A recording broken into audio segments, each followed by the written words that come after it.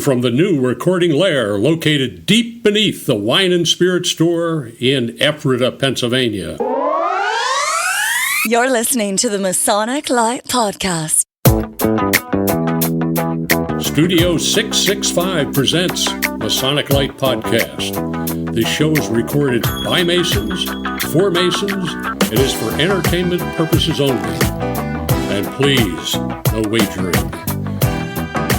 This podcast is not endorsed by any Grand Lodge, and the ridiculous ramblings of the hosts are their own. And now, here's your host. Hey everybody, it's the Masonic Light Podcast. Hello. Episode number 173. What? Wow. 173. That's a lot of episodes. That is. More than 4. Larry, what are you doing? You doing a crossword? Yeah. What? I think he's playing Sudoku. Oh. Okay. Thank you for pronouncing it correctly. Yeah, okay, I tried. So we have a full house tonight. Yes, we do. And there's a story behind that. But we'll talk about that later. We're all shirking. We have Larry, Jack, Josh, and myself, Tim. And we have a guest co-host tonight, Ricky Martini.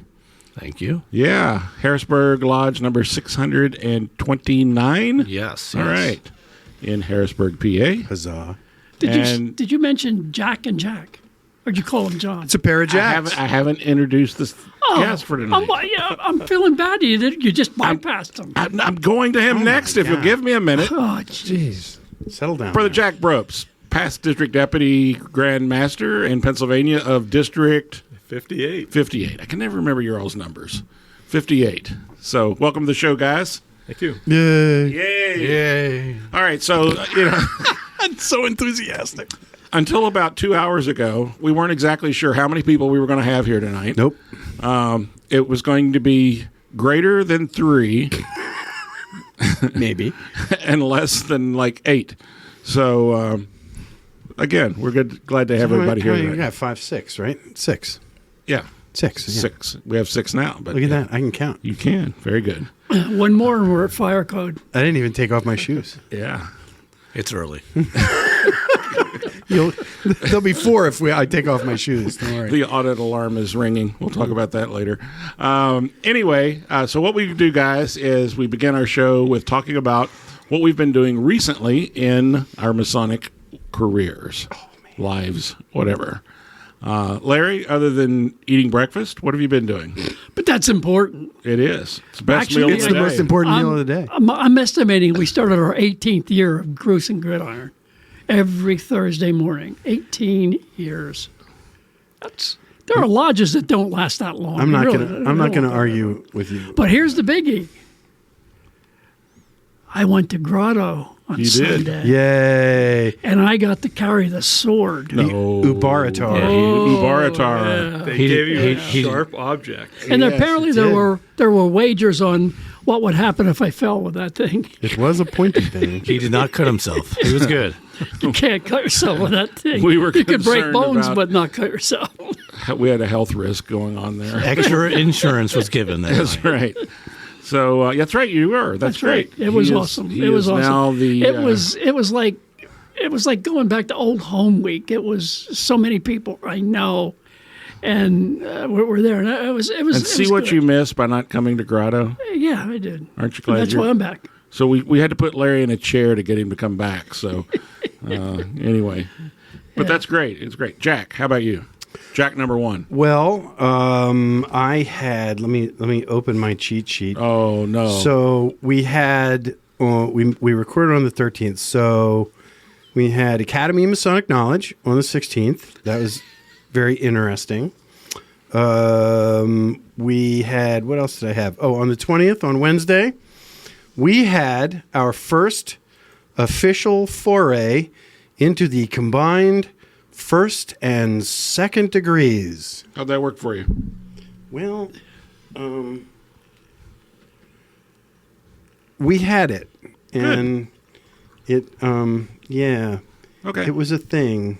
All right. So I had them into the lodge on Monday night for mentoring and education. Yep. And they're very interested. They they want the rest of it. They Yep. want the hard part. They want to learn the oath and obligation. Good. And they want the real deal. Good. So they're going to get that. Good.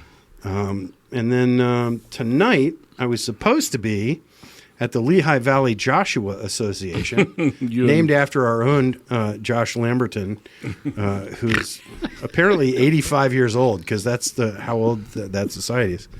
But it's pouring down rain outside, and driving in the dark in the rain is my second least favorite thing to do. So I opted to come here instead and charm you all with my wit and wisdom. Well, we're glad that you made the right decision. Ta-da. Great. So, Jack number 2, Sound like what have you you need been it. up to Masonically recently? Jack number 2's been on the road, traveling with the Grandmaster as one of his aides, doing the officer training for the Blue Lodge Revitalization Committee.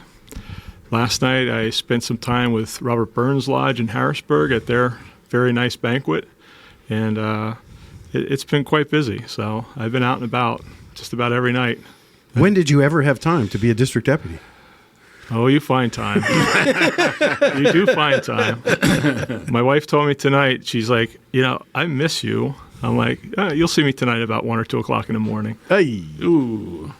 We'll get you home sooner than Yeah, one night a month. that. Yeah. Absolutely. that you're Ricky, home. how about you?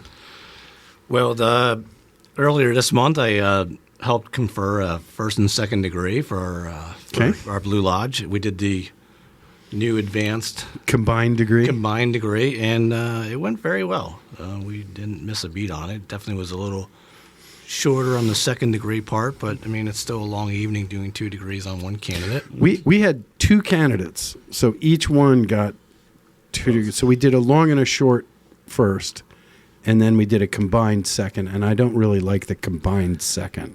We had 2 guys at the altar at once, and Heresy. I will never do that again. Yeah, it's got to be a little confusing. And Yeah, it didn't no feel one, right. No one knows who you're talking to. Right, This right. guy, this candidate. Oh, but it's just the second degree. That's a throwaway. Right? And then we had Cigar Lodge on Sunday. We did. To start off the afternoon, which was very nice weather, very nice turnout. Excellent Yeah, turn. I'd say we had over 35 people. Yeah, very nice. And then someone convinced me to join them at the Uber Grotto meeting. What a jerk. Who would do that? Someone in this room. You don't even get points for that. It was Come so on. easy. It was so easy. Ricky, what are you doing tonight? Nothing. Great. Come with me. Done. Get in the car. And before we left, he had a petition in. There you go. Yep. Last night, again, I was at Robert Burns' banquet, the annual banquet, which is very nice. It was very put on great by the staff there, the officers. They did a great job. Got to see a lot of people I don't get to see often, which was good. And again, this evening was a Lehigh Valley Joshua's Association. Wait, did you cut that?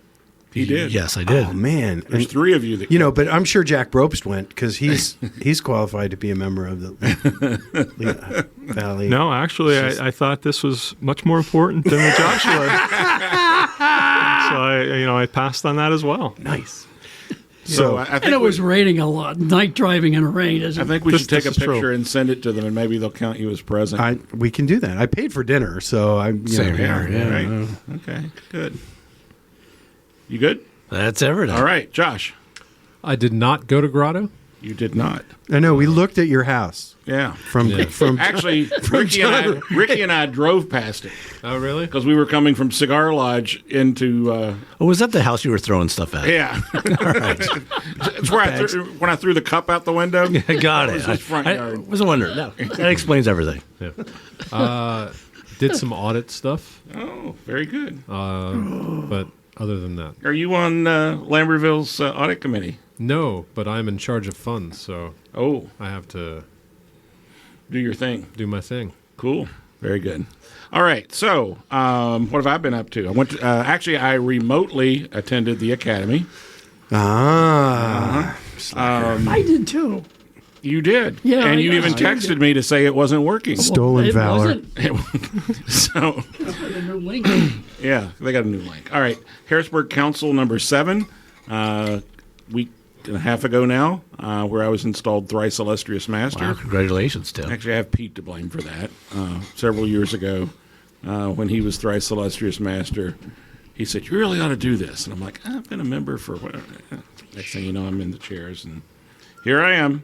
On Saturday, I attended the Masonic service of our good friend Tim Settlemeyer. Many of you all know him or knew him. Yes.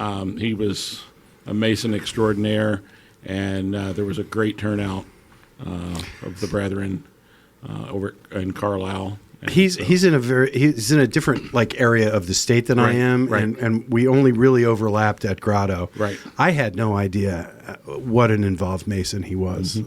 His Masonic resume is really impressive, and the fraternity will miss Tim. What was really sad is he was only 53 years old. Right. That's two 53-year-olds in the last year. Yeah, that's not good. That's very sad. Very sad. Way too young.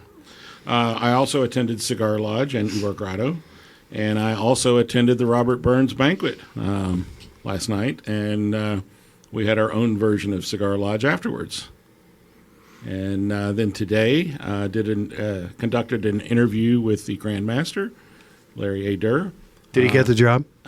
Well, it wasn't a job interview. Oh, okay. Never mind. It was one for the upcoming 250th birthday of our country, coming up in a couple years. The Grand Lodge is putting together a series of videos promoting that and encouraging lodges to how they can get involved in that. What did you do? Didn't do anything. You popped something. I know. I have no idea what I that always was. worry about you, brother. It wasn't me. All right, well, we're off to a rip-roaring start here. So let's take a break and make sure Larry's still in one piece, and we're going to come back with our guest, Jack Brobst.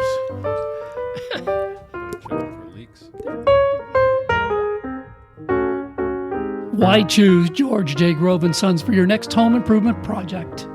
At George J. Grove & Sons, we've built our reputation on quality and trust for more than 50 years. From planning to materials to installation, George J. Grove promises a home improvement experience second to none. Whether your goal is reducing energy costs, decreasing maintenance, updating curb appeal, or simply increasing the value of your home, the George J. Grove team will recommend and provide solutions that stand the test of time. Call 717-393-0859 for an estimate or visit us at georgejgrove.com.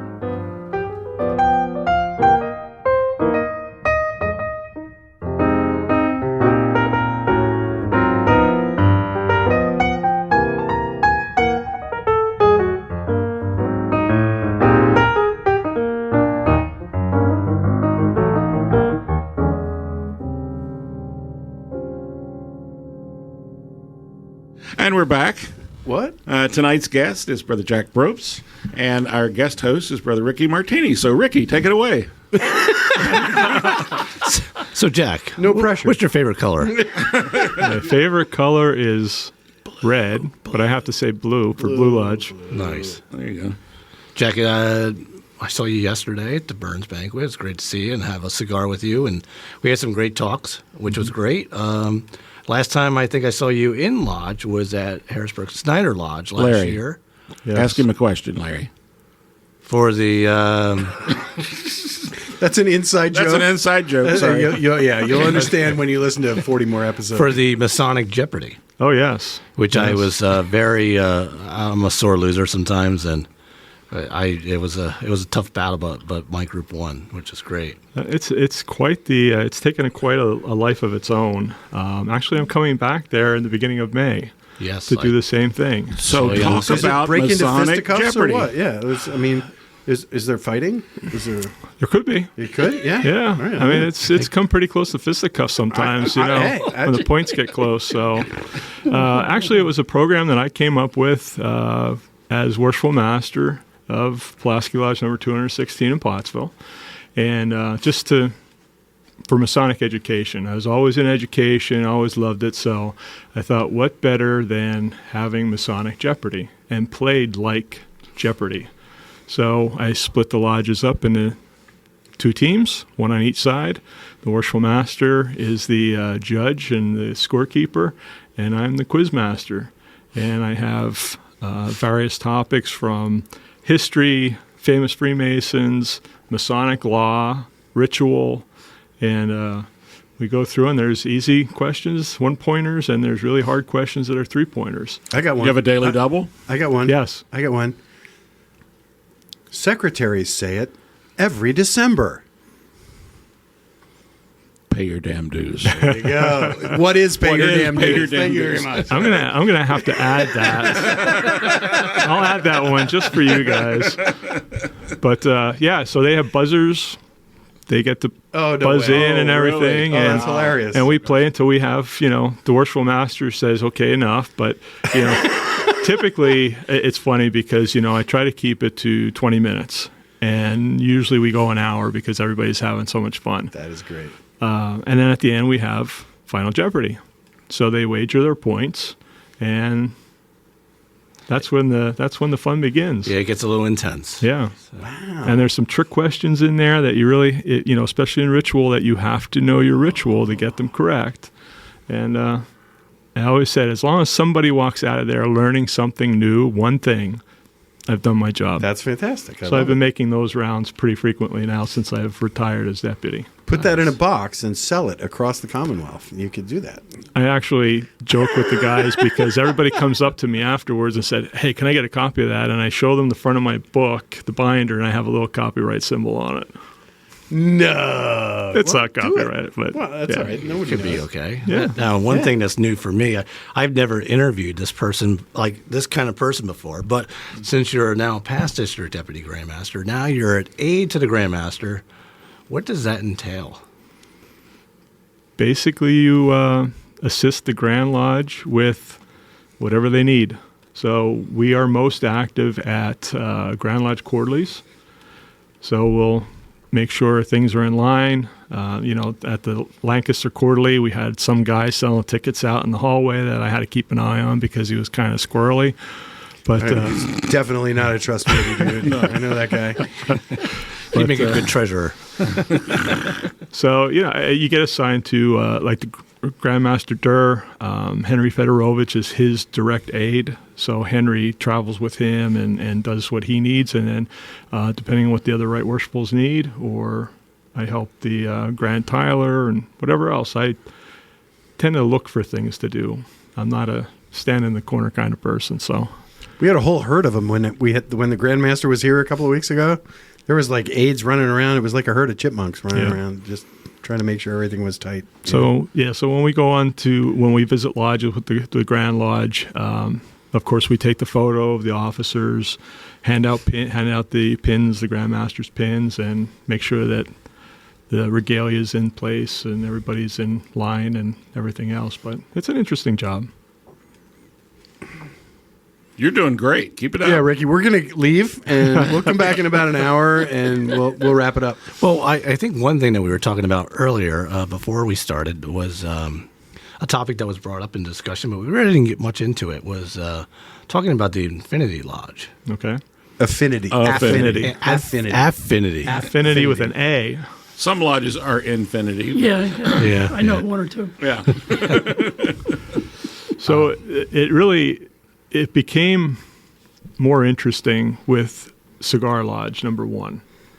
So when Grandmaster Harrod gave us and I'm doing air quotes, our warrant of constitution for our lodge, it was amazing how many people contacted myself and Ed Stum, our Right Worshipful Grand Smoke, about starting their own and wanting to know if we would help them charter their own. And trying to explain to them that it's not really a real thing. Although But we it can be. We do have a warrant. If you believe it is, yes, then absolutely. it is.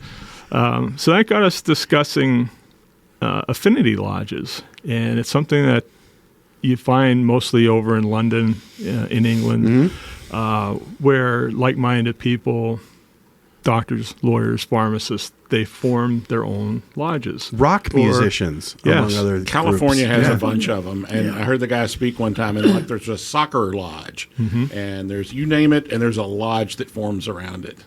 the speaker at the Academy this past weekend. With magician is in the Affinity Magicians Lodge in Hollywood. Yeah. Excellent. Cup and Ball Lodge. That was the name of Didn't his, think I his listened lodge. to that, did you? But it's not being warmly received by the powers that be in Pennsylvania, and that's okay. But people who want to get together are looking for a way to get together, a reason to get together under a Masonic umbrella. Why do you suppose that is? I mean, what is it about that? Well, you have, and you can see it from the cigar lodge, where, of course, everybody's a cigar smoker or wants to be a cigar smoker, and we're all mostly Masons, but it's becoming more and more frequent now that we're having non-Masons join us. Mm-hmm. And you share that love of cigars or whatever. I mean, I have a lot of people asking to do Penn State alumni type lodges. And We could create a whole new Grand Lodge from that. oh, absolutely. And it was funny because Jack number one and I were down at Vox Lodge performing our committee person duties with engagement and revitalization, and we decided to stop over and have a smoke together, and we started talking, and of course that led to some really in-depth Masonic topics, and one of them was affinity. So he said, this might be a great topic to bring, and then miraculously at Academy it was one of the topics with the Magicians Lodge, Cup and Ball. So I really think it's something good, provided that it's done right. I've had this discussion many times over with some of the other brethren that are interested in cigar lodges, or I know right now bourbon lodges, that kind of stuff. But yeah, or trap shooting lodge, Sure. or trout fishing lodge, or whatever. And there's something about those things that creates a brotherhood around it. I mean, we've got the motorcycle groups, right? We've got Hiram Scottish Riders and Scottish Rite. You've got the Widow's Sons, and there's a couple of other Masonic Riders groups. Those are almost affinity lodges, but they're not recognized necessarily by the Grand Lodge. But they're close. I think one of the things, the way that we're discussing it here, I think is, at least for us now, the appropriate way to do it, where we call it a cigar lodge or whatever, and we have the quote unquote air quotes around it. Yeah. air quotes around the charter, but it's kind of a organic thing that happens, and so there's nothing to stop people from doing this. Right. And whether or not the Grand Lodge gives you a little quasi certificate or not is a different matter, but you can still get together and do that. This is kind of a stretch. A traditional observant lodge is kind of like an affinity lodge, because it's made up of men who want certain things to take place in that lodge that generally don't happen in the Blue Lodges in Pennsylvania. Yeah, they want that formality. They want that formality. Yeah. They want that the big meal. What do we call it? Festive board. Thank you very much. Festive board. They want all of that, which is very European, by the way. So to me, that's kind of like it, but not quite. In our jurisdiction, for example, though, the traditional observance lodges actually are lodges. Yes. I mean, yes. They're warranted blue lodges. They're warranted blue lodges that just follow a slightly different path. Exactly, but they're men who want that. Correct. And they gravitate toward that. Yes. So are we kind of sort of sliding into affinity lodges sideways? Because we've now got a day lodge in, you've got one up in Allentown. You've got now one in Elizabethtown. Those are kind of sort of affinity lodges. Sure. Are we getting there accidentally? I think we're slowly getting there, between the traditional observance lodges and the day lodges, because really what better mechanism would you have to not only get people out to lodge, but also bring new people in the lodge? Yeah. Because those guys are going to bring their friends to events. Of course, they're not going to bring, they could really bring them to a meeting if they're not a formal meeting, and say, hey, we're all Freemasons. What better way to get more members and get interested members? I would love to see how many people joined Freemasonry through Cigar Lodge. I don't think there's any way to track that, but other than asking people. But I'm sure there have been. Go ahead. What? No, I was just going to say I know of one person in particular when I can't remember who all it was, but we were at I think we were at DNS over in Lancaster, and me and Jay Laser and a couple of others were sitting around talking after an academy meeting one day, and this guy came up and says, "Are you guys Masons?" Mm-hmm. And we're like, "Yeah." He goes, "Well, that's something that's always been of interest to me." Mm-hmm. And so we began a conversation, and long story short, I ended up inviting him to a cigar lodge event. And that wasn't Carlos. No. Okay. No. Okay. But we got him connected with a lodge, and he joined. Yeah. And so I think there's been a lot of them. Yeah. I'd love to track how many people have joined. It's interesting. When we first started Goose and Gridiron years ago, we had 3 people come. We just invited men. And 3 of the people that would show up out of the first 7 or 8 of us that would meet were not Masons. And are they now? Yeah, they are now. There you go. Yes. Yeah, typically we have 2 or 3 non-Masons at Cigar Lodge. Right. We have I know one that, in fact, I just went to his 3rd degree in Sunbury. Oh, cool. And he's actually a cigar store owner. And there was a bunch of Masons that went to his store. Descended on his store. Absolutely. Like locust. And the Hiram Solomon cigar rep was there. Cool. Doing a presentation, and of course we're all chit-chatting about cigars and Freemasonry and everything else, and he looks over at this gentleman and he goes, why aren't you? Petition. Nice. So he just got his 3rd degree 2 weeks ago. Bam. And we all went up there and visited him. And so one of the things, though, if you look at the affinity lodges in Europe, especially in England, Great Britain, UK, whatever they're called this week, but the and I apologize to all my British friends. That's insulting, and I apologize. But they have lodges open and close all the time.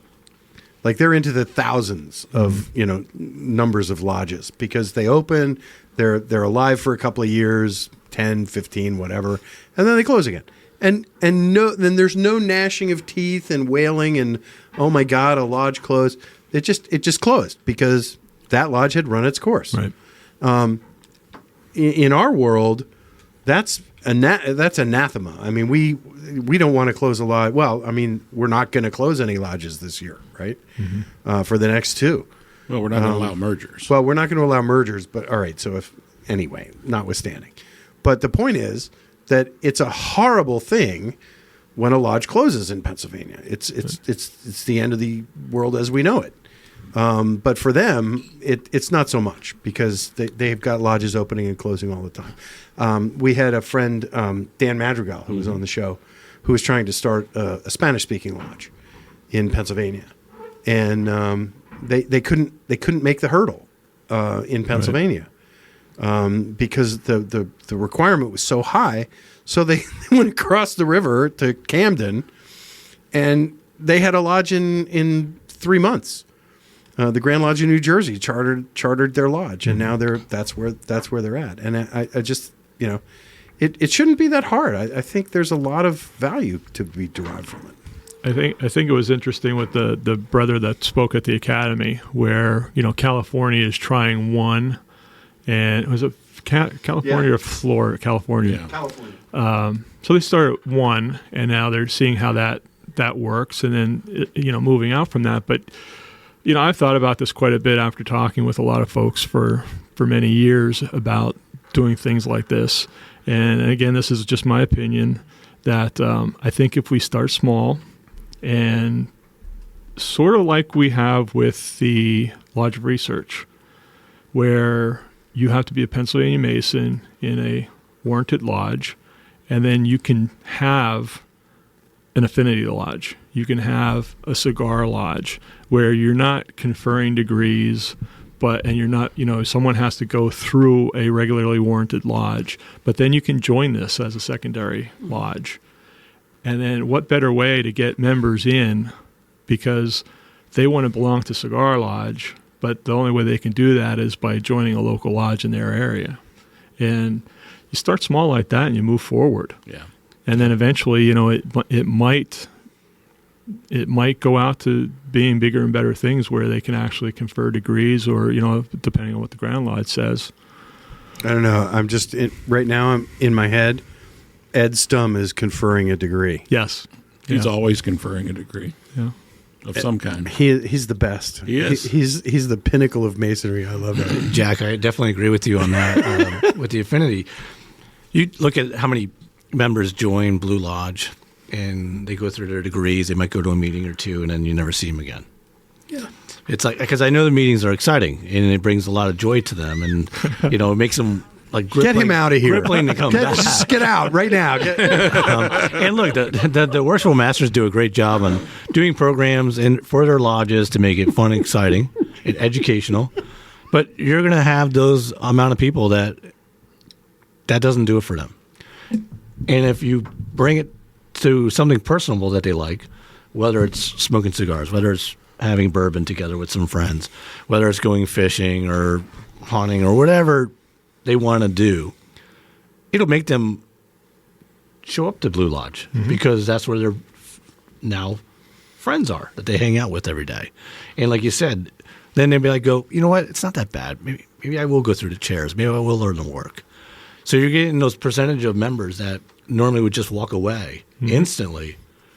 Now you're giving them a second chance to do something else in masonry with the group, with brethren, and in the long run, potential for them to even move through the line, learn degree work, and be successful in Blue Lodge and in other members of I don't know what the tenor is in Grand Lodge, because obviously Grand Lodge has to be in favor of such a thing, and it has to be a program that comes from him. I don't know what Grand Line thinks, other than it isn't actively moving forward. So I don't know whether they object to it or they're just waiting for it to happen. I don't know.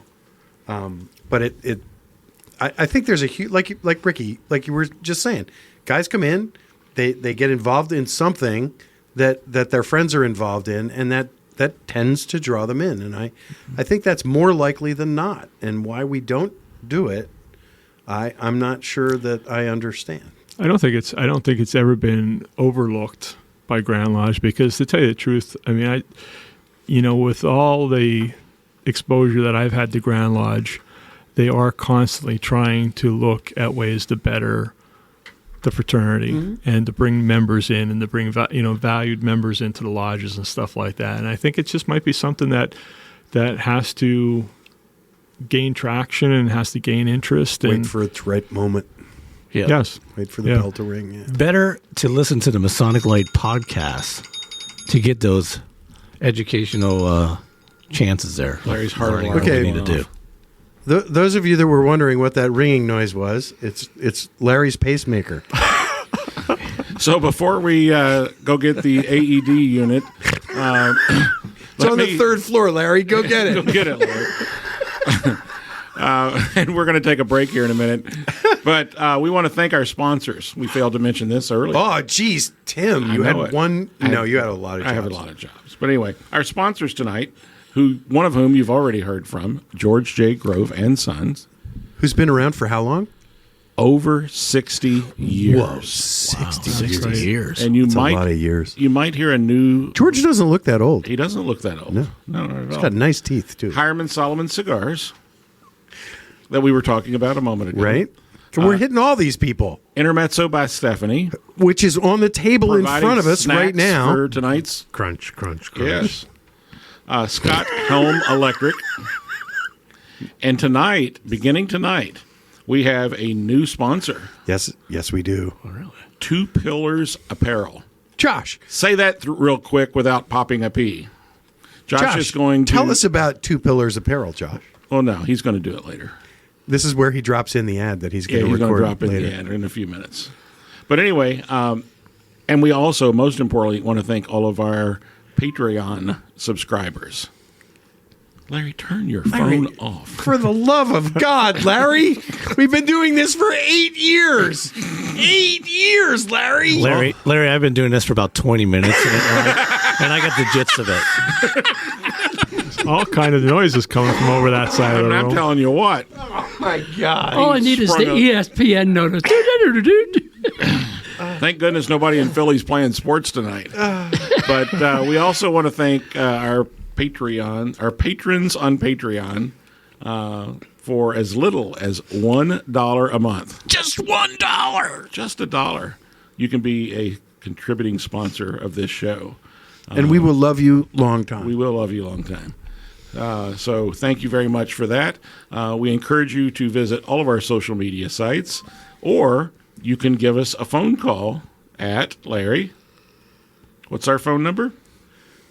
1-315-596. What is that, an 8 or a 7? Make it easy. Okay, 59 Mason. 315-59 Mason. 315-59 Mason. All right, we're going to take a quick break, and Thank God. somebody please grab Larry's phone and put it on silent. Oh, can I put it outside? And we'll be right back.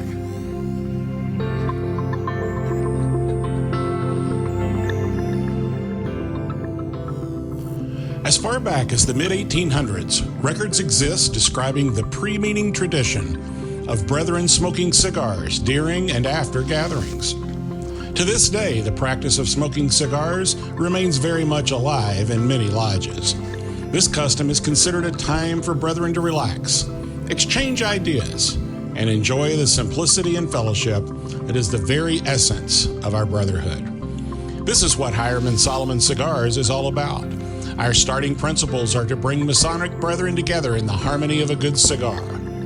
Pull up a chair, sit back, light up any of our premium cigars, and enjoy the history.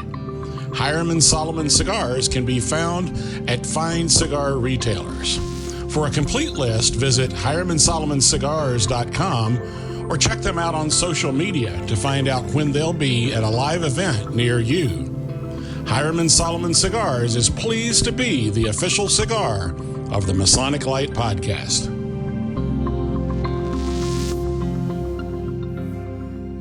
And we're back.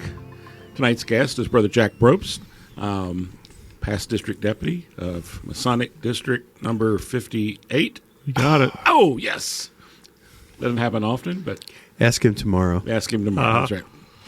So, Jack, you completed your term as district deputy last year. Mm-hmm. How long did you serve? 10 years. 10 years. So, what did you think the job was when you started? I had a pretty good handle on it because Brother Carl Berger Larry. had he was coming up on the end of his fifth year, and he was planning on retiring. So we had the talk, and at the same time, the districts were merged. Wait a minute, we had the talk. We had the talk. So I can't let that go. I'm Yeah. sorry. That's just, So I was very active in the district, primarily with the School of Instruction as an assistant principal, and I regularly traveled and did programs throughout the district. So I guess I caught his attention, and he pulled me aside the one day and he said, "I'm planning on retiring as in my fifth year, at the end of my fifth year, and I would really be interested to see if you would be interested in becoming a district deputy." And at that time, I was still, working some swing shifts at work and everything else. And I thought, I stay active in the lodge, I stay active in the other bodies and everything else. This is something that I would be interested in doing. And we had a talk about, what the requirements were and what the responsibilities were. And, coming from what I do for employment, it sort of fell hand in hand, and he was putting my name in, but then the Grand Lodge merged the district. Oh, that's right. So we had 5 lodges, and when he retired, they said, "Okay, we're going to split you up." So then that put me on basically a sabbatical for a couple of years until the district was remerged 2 more times over. Wow. And we ended up in District 58. Brother Bob Briggs was planning on retiring in his 5th or 6th year, and the other past district deputies in the district got together and told him that they wanted me as district deputy. So I was offered the job, went through the Did they not interview. know you? Did they not know you very well? Is that why they? Actually, they did because okay. I traveled regularly in and out of the district. You're a pretty busy district deputy. I mean, I saw you a lot of places, and I don't go very much. He used to scare me. Huh? When Jack I first did? met Jack, I thought at Cigar, at different places, he's kind of rigid. He's a big fella. Scared of. I've been a Mason for 50 years, but he's still frightened. He's kind of a tight ass, that way. I know. You don't know Jack. Until I saw him dance in front of his lodge. No, when Video. he did Baby I said, Shark. Okay. Yes. If you're This is listening, not go to the Jack YouTube I and thought look it up was. Jack Brobst Baby Shark. Yes. Ooh, I forgot about That was Out a there classic. forever, It was yes. a classic. That was a challenge that I put forward to all my lodges. That So that may be one of the answers to a question coming up, but continue. Grandmaster Harriet's project was to digitize all the Grand Lodge records. And I put the challenge out to the lodges that if they raised $2,000, I would do the Baby Shark dance in full regalia. And of course, as Freemasons, they stepped up to the challenge. and Absolutely. I did Baby Shark, and every now and then I get a little notice from YouTube and Facebook saying, hey, somebody looked at this again. And I think the last time I looked, there was like 20,000 plus views of it. So you're about to get about 4 million Yes. new Yes. viewers on 6 planets. Yeah, so it was fun. I did it in about 3 takes, and yeah. It was brilliant. It was Madonna worthy. Oh, was it? Yeah. I'm glad to I hear. absolutely laughed Yeah. out loud. Yeah. Josh will have to link that on the show notes. So I mean, it was we had a lot of fun, and we made the money and toward a worthy project, and I was happy with them. Excellent. Yeah. So what was your greatest learning over the 10 years about either being a deputy or your lodges in general or any of that?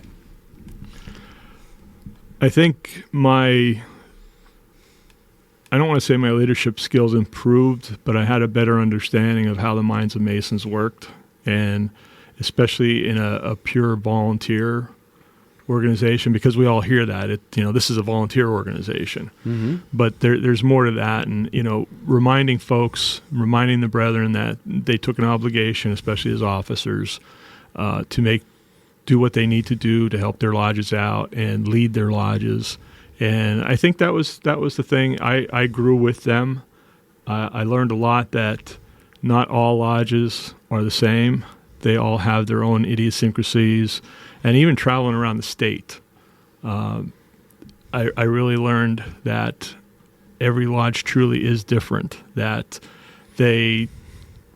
although we have ritual is different. Ritual doesn't No, In ritual every- is the same. Ritual across the doesn't Commonwealth. ritual does not account for culture. This is true. And every lodge has its own culture. Absolutely. And that's important to understand. I heard it when I first came in as deputy and I started making the rounds. I heard many times where this is our way of doing things.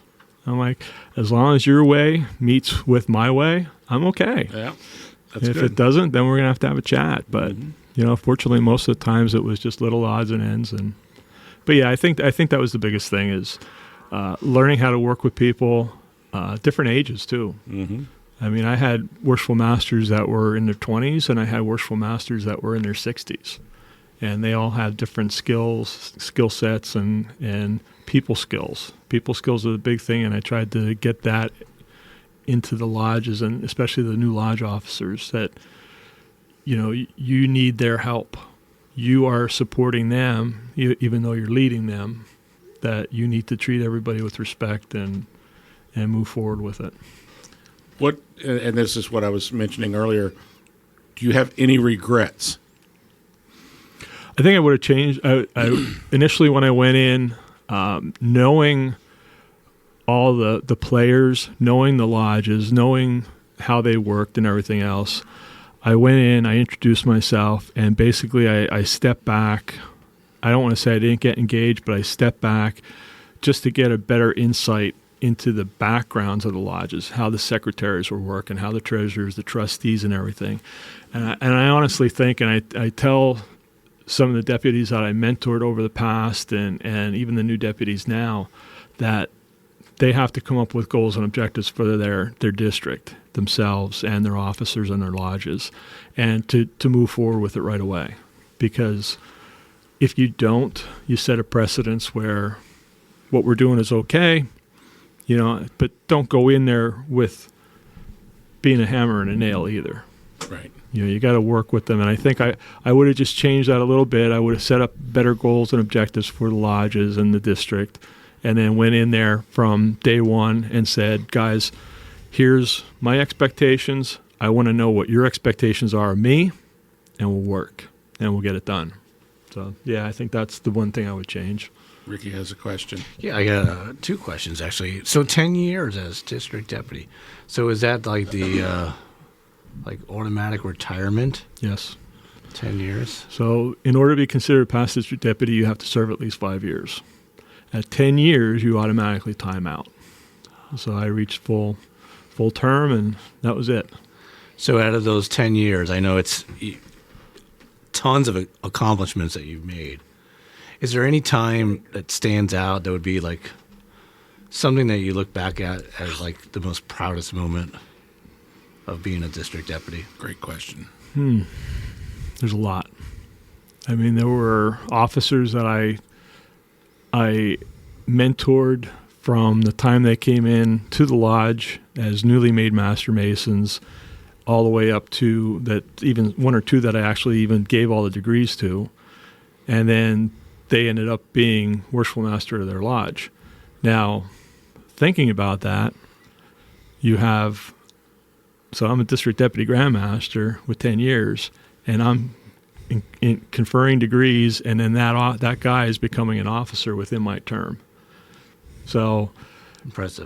But it's not the way it should be, but it was very impressive. And the other thing too is, I think another great thing is I was the deputies mentor new deputies, and I had 2 great mentees that I really had a good time with, and it was interesting to see, 5 or 6 years in, to see being a new deputy through their eyes and go, oh, I remember doing that, and here's I never ever told them that, unless it was a Masonic law question, but I never told them how to do something.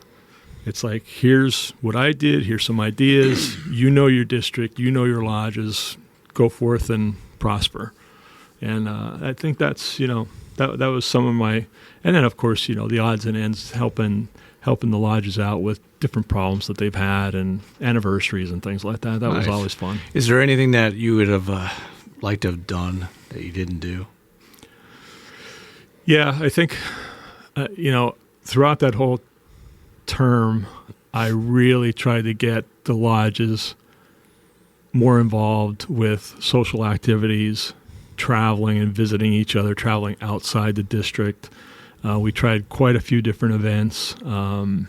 Some worked, some didn't, where we had a day at the shooting range. We had a Halloween dance. We had socials and stuff like that. You'd get the same group of people out at each one of them. And I think I really should have, personally, I should have tried harder. But yeah, I think that was one of the things I wanted to get these guys out and moving. It's tough to get social events together because the 12 guys that are involved that are going to come out to your social event are the 12 guys that are in chapter, that are the same 12 guys that are in commandery, that are the same 12 guys that are in Council. Scottish Rite, Council and everything else. And Aaron Council. I don't want to see those guys anymore. Oh my God! Yep. So it's that social part of it that we all join for. I think most of us join because we're excited about the fraternity part of it and being a part of something, and then it's really tough. We've tried innumerable times. We were upstairs. I gave you the tour of the lodge about the pool room. We have these 2 giant Brunswick pool tables that are over 100 years old, And it's the most underutilized room in the building. It's been 90 years since someone used one. Well, no, they're up there once in a while, but it's just such a shame that because we're also involved in our own lives and it's just tough to get people out on a consistent basis. That's why I love Grotto. Yeah. Because Grotto, there's no overhead to Grotto, right? No. You just show up and have dinner. Oh, is that the dinner I went to the other night? Yeah, it was like exactly. Everyone was like, "Why are you so happy here?" Yeah, we're the only guys smiling in the pictures. Yeah, but it's the one event that you can just kick back and relax and I know every month there's going to be a Grotto meeting and it's going to be fun and we can throw stuff at the speaker and whatever. Mm-hmm. But yeah, it's tough trying to get those things started. There was a lot of people in the lodges that never saw lodges in the other sides of the district. Mm-hmm. So, I mean, we have a traveling school, so at least those brethren got out. It changed lodge to lodge every month. I love that. So they got to see what the lodges look like. And, before the meetings and even during the meetings, I would always say, okay, who has what going on? And then say, okay, you got to go. Mm-hmm. And outside the district, and so I think we don't play that up enough, and I think that's another important thing that we need to do is have like a master Masonic calendar, because I know just scheduling cigar lodges, I get 20,000 emails saying, oh, that's this or that's that day, and I mean, fortunately, it's on a Sunday. But it would be so nice for guys to be able to, brethren, to go and look and say, hey, lodge number 123 is meeting on this night. I'm going to be in that area. Why not? And this is the program. So why not go and check it out? So I think that's important too. So Larry gets one question per show. Larry, what's your question? No, I don't have a question. I'm thinking about something else. I'm thinking about the Robert Burns dinner you guys went to. I want to talk to you about that before, but I don't want to interrupt the flow here. Oh, okay. Or have I already interrupted the flow? He's going to bank his question for the next episode. Larry's flowing. So being from the Pottsville Lodge, mm-hmm. I heard rumor that they would actually, after lodges, sometimes go to Yuengling Brewery and have private tours. So for many years, so Pulaski Lodge number 216, my home lodge, and at the time there was Pottsville Lodge number 730, which we merged together. After our officer election and installation, we would retire up to the Yuengling Rathskeller. And Dick Yuengling is not a Mason, his father was, however. And have a nice event there. Unfortunately, at some point in time, not the Masonic fraternity, but other organizations sort of messed the area up, and that put an end to that. So, yeah, it would have been really nice. It was awesome it was awesome to go up there. And I went to school with Dick Yuengling. Grade school. That was a long time ago. Yeah, it was. He was a year ahead of me, and actually, he scared me to death. He was a school bully. Oh.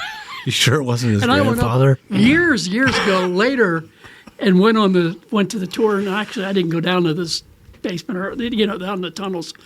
And I said to the one lady, does Mr. Yuengling come in a lot? No. I said, tell him that Larry Merris, who used to be at Garfield Square School with him, said he was a school bully, and he scared me to death. And she laughed. He walked uphill to school. Both and now ways. his daughters own the place. Oh yes.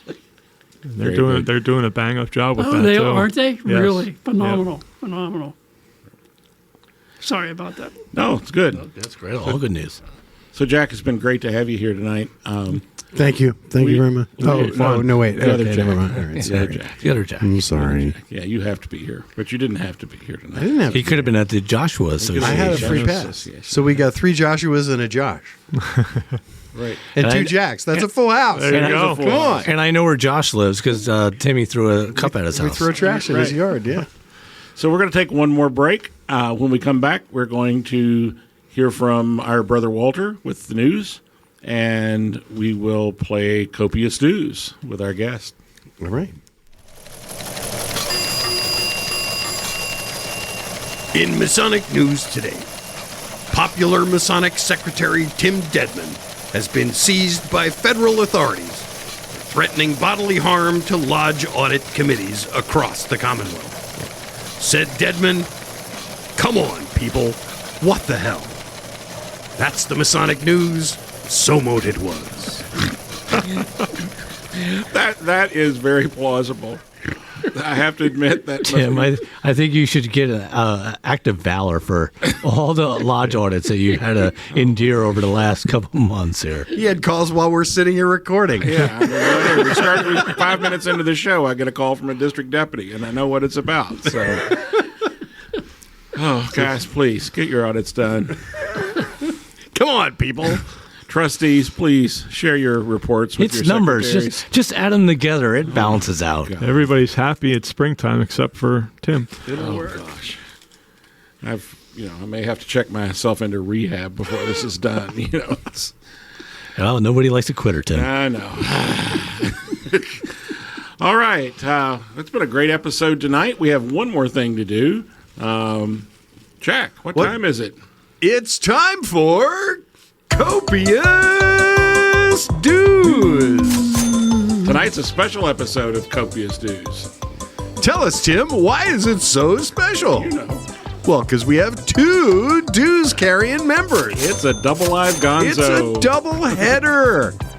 So tonight, we have with us past District Deputy Jack Brobst. And Jack is an occasional listener to the show and knows that we're going to do this to him.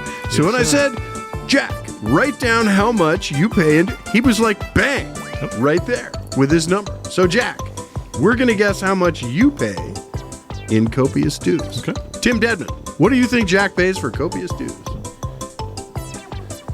I'm going to say $913. That's $913. Larry, what do you think Jack pays in Copious Dues? $685. Oh, wow, you are so out. You are so out of He's going for the under. That's what he's doing. 1970, that was right. Josh, what do you think our friend Jack pays for Copious Dues? 1,400. Ooh. This isn't Seth Anthony. Wait, was that a decimal point? Wait, comma, Supposed comma. to be $1,004. $1,004. $1,004. And I think Jack pays $1,001. It's like the price is right. We're slicing this one thin. Yes, we All are. right. All right. So, Jack, should we do Ricky next? Well, let's do them individually. Individually. That's what I thought. Jack, tell us, how much do you get hosed for Copious Dues? I pay about $778. Oh my gosh. Larold. Larold wins. Larold took the under and ran away Took with the it. under. Yeah, He's on the board. He took the under. Oh Well my done, Larry. Well done, Larry. All right. All right. All right, now. Ricky Martini. We have Ricky Martini. How much do you... No, don't tell us how much. We're going to guess. Josh, how much do you think Ricky pays for Copious Dues? Well, man. $800. 36 cents. I'm not retired for masonry. Such a careful calculation that was. Tim. I'm going to say $801. Larry Merris, what do you think Ricky pays for... 476. Taking you... The under. That's my Blue Lodge dues. Right. 400 That's my Blue and Lodge Jack number. picks 477. So Ricky, tell us, what do you pay for Copious Dues? $760. Oh, who's that, Tim? Wah, wah, wah. I think that's Has to be me. Larry again. No, I was $1 over Larry. Okay, you're right.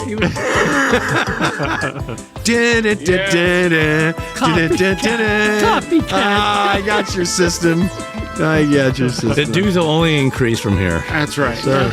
Awesome. Well, thank you for playing. Thank you for playing Copious Dues. All right. All right. Great night tonight. So, Larry, what you got coming up? Ghost and Gridiron. No Thursday way, morning. Really? Mount Bill Family Diner, 9 o'clock. What do you all do there? What do we all do? We just eat breakfast and chat. Okay. And Lodge in the April, first Tuesday in April. What's the date? Do you know? Nah. What's the program? Do you know? Nah, I don't know. I'll just be there. Okay, good. Josh will be there too, I think. Josh coming? Yeah. Oh, yeah, it's my Masonic birthday. Oh, you get candy, right? No, they Congratulations. They did away with the candy. You did away with the candy, yeah. You all cutting Why? back, huh? Why? And I have executive board meeting for Tall Cedars. Okay. Yeah. Well, Larry, I'm impressed. Tell them I know somebody who makes candy. So. Yeah. We did use, we used her candy when it was gone. They didn't order anything anywhere. How about that? How about that? But we gave the last of the Mad Hatter away. Jack number 1. I have coming up, my AMD Cincinnati Council meets on Friday night. We're being visited by our, I don't know what he is, district guy. Poobah is coming to visit us to see how crazy we are. Wait a minute. Oh, I think I know. No, never mind. Go ahead. Yes, you know him. Yeah. I have ritual training. I meet with my candidates every Monday night to teach them the dialogue, the oath and obligations, and then we also dissect and digest the work that they've seen. I do that Monday nights. I am also committed now to helping our lodge officers learn their work, and that's a huge commitment. I sort of asked them to let me please help them learn their work, and that's going really well. They're all very excited, and we had a scenario, and I don't know if this is widespread or not, but we had an officer in the line who learned the 3rd degree, and he became the 3rd degree guy, and nobody else felt obligated to learn the 3rd degree. So now we've got the whole line is missing the 3rd degree. And we can't have that. So we have to go back and we have to work on backfilling that. So the guys are set up. They're very excited. They want to commit to it. So I'm helping our guys do that. And that's like, 1 hour, once a week. What do you have? What do you need? Let's keep it moving forward. So that's exciting. And I think we'll be able to get the lodge on really solid footing in about a year and a half or 2 years. So. Great. Jack number 2, Jack Brobst. I have 2 Grandmaster visitations coming up. One to Eureka West Shore Lodge. Yes, you do. And one to Mount Olivet Lodge. So, yeah, looking forward to those. What's the night of the Mount Olivet Lodge? The following Monday. So the 8th. Yeah, that's right. Yes. Yeah. Chapter, Yes, so I yes. can't go to that. I'd love to go to that. Go to chapter. Yeah. Ricky.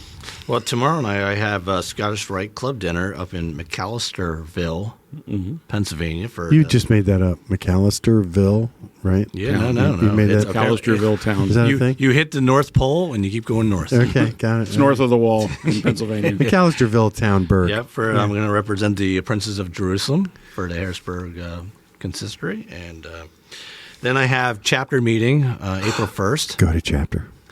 Chapter is fantastic. We make it a lot of fun. What chapter are you in? Perseverance, chapter number 21. Wow. They're very old. And when is that? First Monday. Yep, April 1st. First Monday? So I could be lying and saying it's April 2nd. How would you know?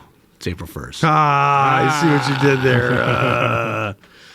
Also, I have our Harrisburg-Snyder Lodge, number 629 Blue Lodge, stated meeting on April 2nd, where we have Bobby Snyder giving the program for how many Masons does it take to screw in a light bulb. I've heard that program. Oh, that's a great Now, program. I told him it would take one, but he told me, he just nodded going, No. So I'm sure I'm in for a deed of awakening there. That's great. I got April 4th to Thursday. I have Commandery at Pilgrim number 11 in Harrisburg for their stated meeting. And I have our extra meeting where we're doing a 3rd degree for Harrisburg-Snyder Lodge on the 10th. And, of course, consistory on the 12th of April for their stated meeting. It's a couple full weeks here. I've had a hard time fitting stuff into my busy schedule outside of Masonic events, but I've been able to do that. And it's one night a month. Great. I'll tell you one thing, Jack. If I am able to use your pool tables in cigar area, I will be your Tyler for after the 665. Well, I'm the Tyler right now, so absolutely. You can be the assistant Tyler. Assistant Tyler. Okay, I like that. there you go. I can let you. Yeah, we need an assistant Tyler. Ricky, I just want you to know I'm impressed. You went through all of those activities, and Larry did not groan once. Well, when I try to do that, he groans every time. Well, you know, he's a busy guy. He has a lot of stuff going on, and I commend him for that. Yep. I mean, you've done 100 shows. You're getting tired of it.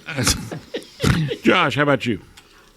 As Larry mentioned, we have Blue Lodge coming up. I've got some other stuff going on. Got the episode, of course. Thanks for that detailed analysis, Yes, Josh. thank you very much. You seem very busy. Very busy. Very busy.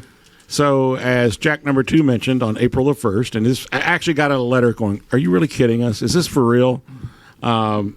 Eureka West Shore Lodge number 302 will have its April stated meeting, and prior to that, we will host the District 3 Oyster Feed, which is a great night, and especially if you like oysters, and we have expanded for those who don't. We offer a steak option. That's a great option. Great option.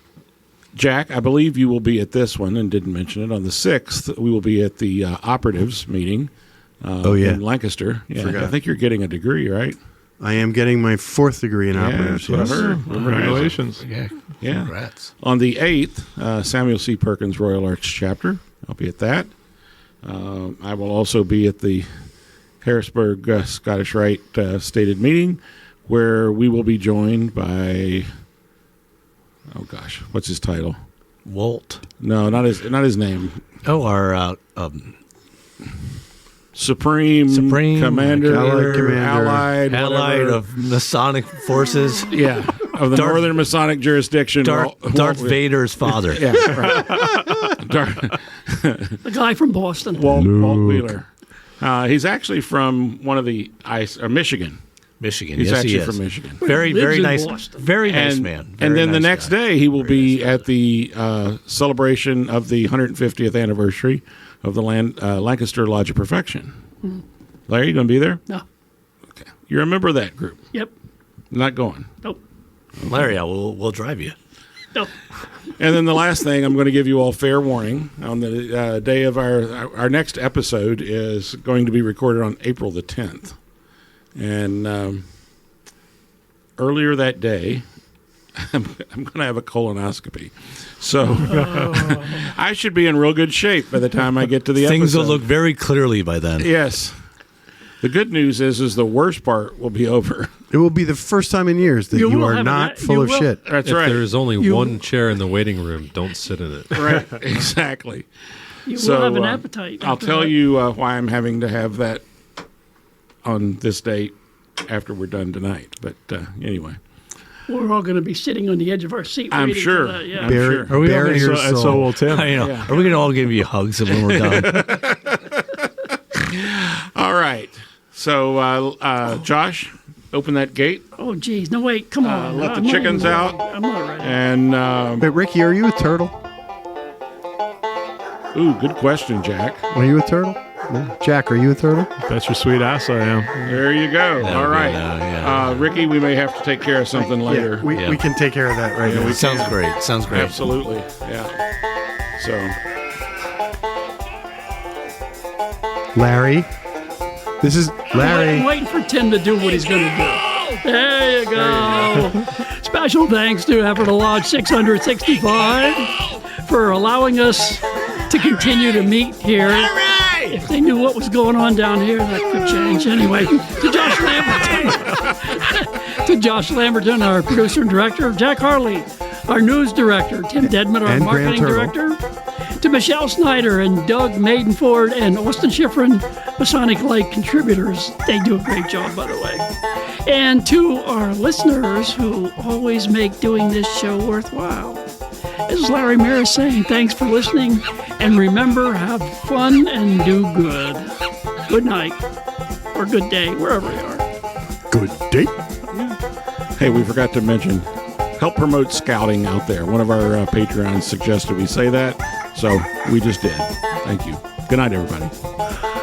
Bye, everybody. Nice. Good show, guys.